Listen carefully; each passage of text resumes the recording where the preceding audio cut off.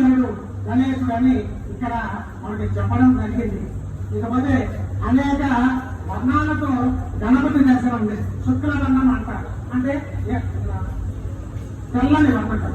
రక్తవర్ణం మన లక్ష్మీ ధ్యానం చూస్తే రక్తవర్ణం అంటే ఎరుపు రంగు కలవాలి. అలాగే విఘ్నతత్వ వ్యాఖ్యానం విఘ్నేశ్వరుడు అంటే కాలమే పడిపోయింది కదా, కాలం అంటే విఘ్నం. విఘ్నం లేకపోతే విశ్వం లేదు కాబట్టి విశ్వం అంటారు విఘ్నాలు ఉంటాయి. ఆ తర్వాత పంచభూతాల కుఠాల లాంటి వాడు అంటే పంచభూతాలని నియంత్రించేటువంటి వాడు.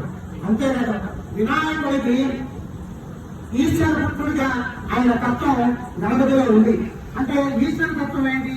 మనం శైవి ధ్యానంలో చూస్తే, శైవ సంప్రదాయంలో చూస్తే మనకు చూసేవాళ్ళంటే ఇది శైవ సంప్రదాయం అవునా కాదా అని చూస్తే లలితా పరమేశ్వర అమ్మవారిని చూస్తాం.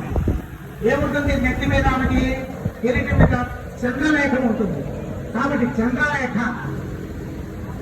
త్రినేత్రములు, 3 నేత్రములు, చంద్రవంక త్రినేత్రములు ఎక్కడైతే ఉంటాయో అదంతా కూడా శైవీభూతమైనటువంటి కళగా మనం చెప్పుకోవాలి.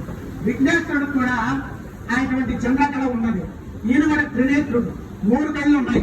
అందువల్ల ఈ శైవ సంప్రదాయానికి బద్ధుడైన వాడు, శైవ సంప్రదాయంలో వచ్చేవాడు. కాబట్టి తత్వము ఈశ్వర తత్వానికి ప్రతీకగా మనం ఆ విధంగా మనం చెప్పుకోవచ్చు. కాబట్టి సర్వం బ్రహ్మమే తత్వమసి అన్న మహావాక్య తత్వమసి అంటే నీవే, తత్ అది త్వం, అది నీవే. ఏది?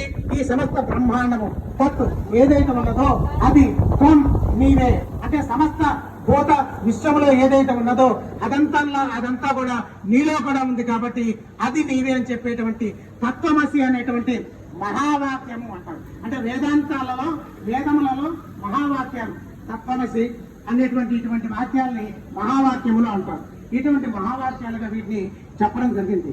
జ్ఞానాన్ని కాపాడమని, అలాగే చెప్పేవారిని కాపాడమని, అలాగే జ్ఞానం ఇచ్చే వ్యవస్థని కాపాడమని చెప్పేది. కాబట్టి గురు శిష్య సంబంధాన్ని కాపాడమని చెప్పేది ఈ గణపతి ఉపనిషత్తు.